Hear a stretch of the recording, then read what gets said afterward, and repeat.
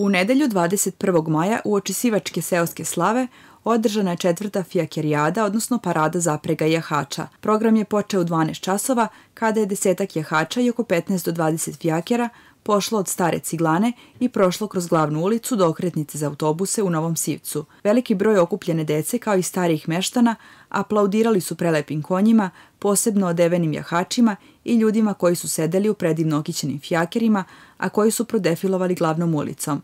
Uz to je ispred Doma kulture Sivac organizovan prigodan program gde su nastupila deca iz kulturno-umetničkog društva.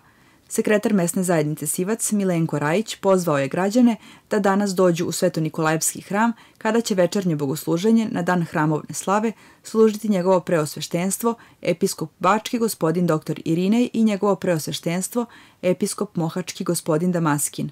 Kao što ste sami rekli, današnji događaj parada zaprega i jahača je u okviru naše seoske slave, da kažemo predseosku slavu, pred naš 150-godišnji jubilej našeg hrama.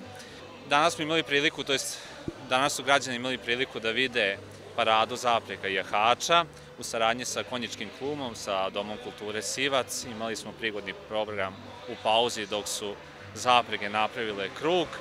Sutra bi pozvao sve građane da dođu u Sveto-Nikolajevski hram na 150-godišnjicu našega hrama. Dragan Lazarević, v.d. konjičkog kluba Sivac, zahvalio se mesnoj zajednici Sivac i opštini Kula, koji su konjičkom klubu Sivac pomogli u realizaciji ove manifestacije.